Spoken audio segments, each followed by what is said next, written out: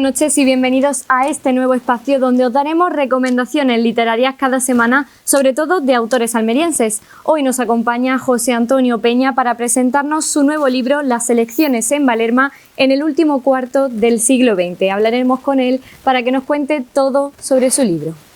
Bueno, José Antonio Peña, bienvenido a Almería 24 Horas Televisión, a nuestra sede. Queremos hablar hoy de tu libro, que nos lo has traído, y lo presentaste el otro día en Valerma también. ¿De qué trata? Muchas gracias, Almería 24 Horas Televisión. No fue casualidad que se presentara un 20 de octubre. Hay que recordar que el 20 de octubre de hace 42 años se aprobó el Estatuto de Andalucía, que es la base, junto a la Constitución en nuestra comunidad autónoma, y bueno, se presentó el 20 de octubre.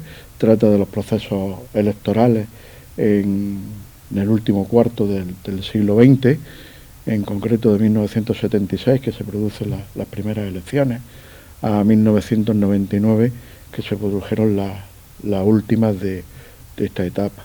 Un poco, aunque en el contexto histórico recoge hechos o manifestaciones, mítines que se produjeron en el término municipal, tanto de Dalías como de Ejido, luego lo que es el escrutinio, en concreto se refiere a las mesas electorales de Valerma.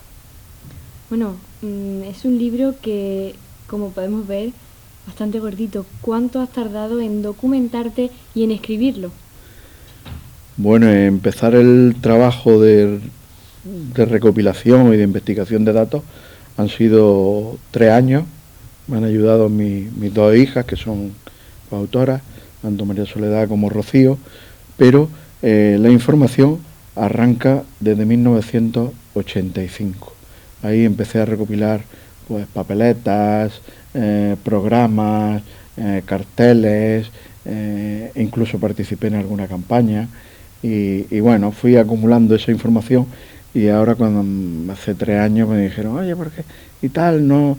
Y bueno, pues me pondré mano a la obra, pero esto me va a llevar tiempo, porque recopilar la información y buscar otra información que hacía falta, había que visitar, pues, sobre todo el archivo histórico, el archivo de Diputación de Almería, y el más cercano, que es el archivo municipal de Ejido.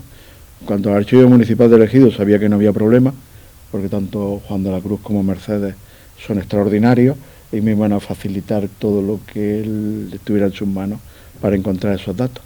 Y de hecho, como anécdota, recordar que existe en el archivo municipal de Ejido el resultado electoral de todo el término municipal, que pertenecía a Dalías, de ese estatuto del 20 de octubre del 81. Muy curioso. Cuando tú estabas recopilando esa información, o sea, cuando tú guardabas esa propaganda política y lo estabas guardando todo, ¿ya tenías en mente que en un futuro querías hacer esto?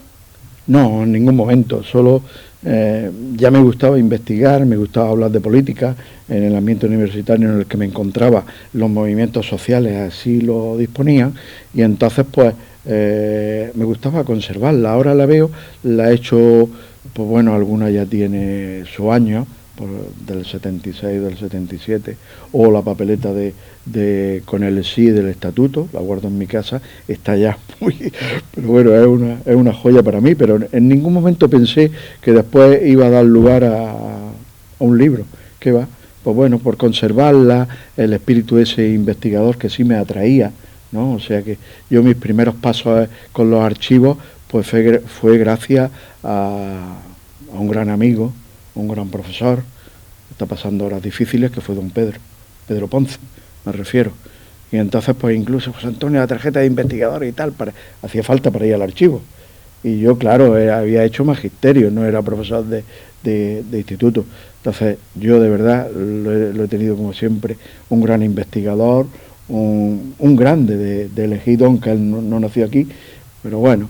Y digo, bueno, pues sí, pues con la tarjeta y tal, nos vamos. Incluso alguna ocasión me acompañó al Archivo Histórico de Almería, y bueno, y ahí empezó todo, pero nunca con el objetivo, como algún compañero ha dicho, es que todavía no he visto nada que hayas publicado y tal, porque bueno, en mi casa puede haber 4 o 5 libros ya preparados y mañana hay que publicarlos. Qué bien. Pero sin interés, no, bueno. Lo esperaremos.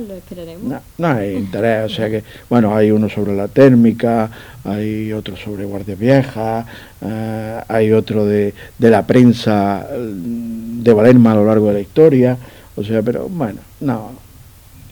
Ese último a mí me interesa en especial. Valerma a través de la historia. A través de la prensa. Ah, a través de la prensa. Sí, es muy curioso porque mira, desde el principio yo empecé junto al archivo histórico, empecé a visitar la biblioteca Villa Espesa de Almería y me interesé por los periódicos. No sé por qué, La Voz de Almería recogía mucha información, casi todo el proceso electoral de esta época se recoge en La Voz de Almería con mucho detalle, mucha información, muy exigente. Y luego había otro periódico de esta época que era la Hoja del Lunes, que salía solo los lunes, que hablaba de deportes.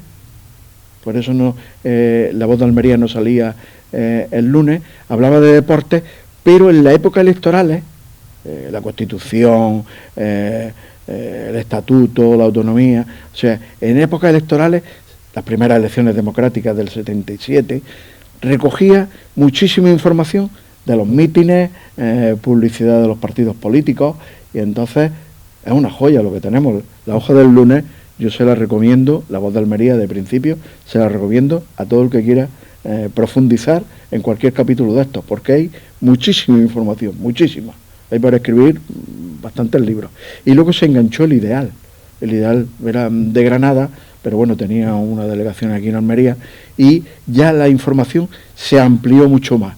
De tal forma que a lo mejor te puedes encontrar las elecciones del 86 de la OTAN y te ocupa medio periódico habla de las elecciones, o sea que había mucha información. Y bueno, acompañado de lo que yo tenía, pues la verdad que nunca me imaginé que hubiesen salido 500 hojas, pero es que hubiesen salido alguna más. Y de todas estas hojas, de todo lo que explicas en este libro, y de todos los años que analizas, ¿cuál crees que es el más importante? Bueno, hay muchos importantes, de verdad. Pero para mí, el más importante en cuanto a análisis, situación que vivía en ese momento el término municipal, 1981. 1981 empezamos, bueno, todo el año fue dramático, de terrorismo, de asesinatos, pero empezamos con la dimisión de Adolfo Suárez como presidente del gobierno, que había puesto en marcha todo el proceso democrático. Se continuó con el 23 de febrero, un golpe de Estado en toda regla, dirigido por el teniente coronel de la Guardia Civil, Antonio Tejero, y continuó con la elección de Leopoldo Calvo Sotelo como presidente del gobierno. Lo eligió el Congreso, no lo elegimos los ciudadanos, porque no hubo elecciones, y entonces pues fue el Congreso de Diputados quien eligió a Leopoldo Calvo Sotelo como presidente del gobierno. No acabó ahí la cuestión, sino que vino en mayo unos sucesos dramáticos, como fueron la Caravana de la Muerte, conocida la Caravana de la Muerte, que el cantautor andaluz granadino Carlos Cano le puso música y le puso letra, que fue por los célebres el asesinato de 3 jóvenes, conocido como el caso Almería.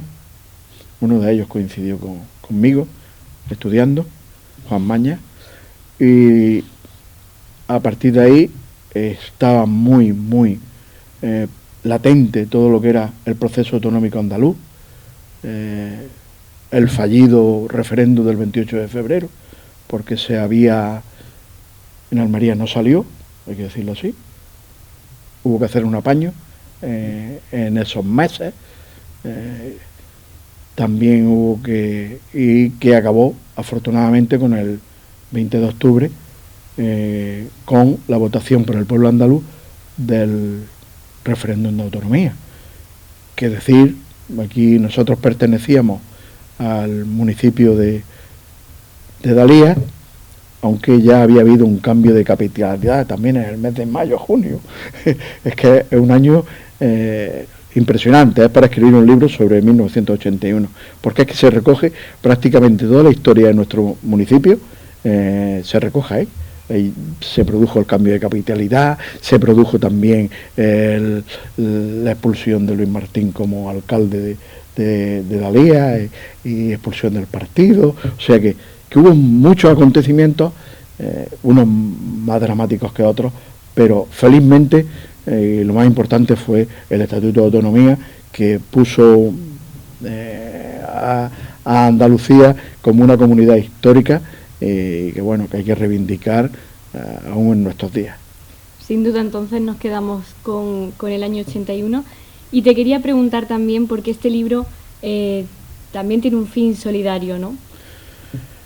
Ya lo he dicho alguna que otra vez, que el libro tiene un precio, en cuanto a esos costes estén totalmente, se hayan conseguido, todo lo que se saca a partir de ahí va tanto a la biblioteca del Colegio Miguel Salud de Valerma como a una biblioteca de Nicaragua, en la cual pues nos metimos en un proceso de apadrinamiento con un niño, Lisander, y bueno, queremos hacerle llegar también a esa biblioteca, si queda algún fondo, pues también que reciba el aporte económico que puede salir de este libro.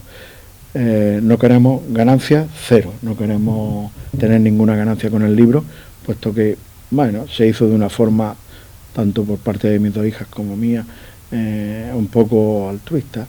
Lo que pasa es que editar un libro de 500 páginas con las fotografías, los gráficos y todo eso, lleva un coste económico, ¿no? Pero superado ese coste económico, todo lo que sea además irá a parar a estas dos bibliotecas. Todos los beneficios entonces de este libro para esa biblioteca. José Antonio, muchísimas gracias por acompañarnos hoy, por hablarnos de este libro. Esperaremos lo siguiente. Muchas gracias a ustedes por la amabilidad, por darme la posibilidad de expresar en pocos minutos lo que se pueden encontrar en el libro, que son muchas cosas. De verdad que os va a hacer ilusión cuando terminéis de leerlo. Seguro que sí, tiene muy buena pinta, vale la pena, y estaremos atentos a cuando llegue ese año 81 dentro del libro. Muy bien, muchas gracias. A ti, muchas gracias.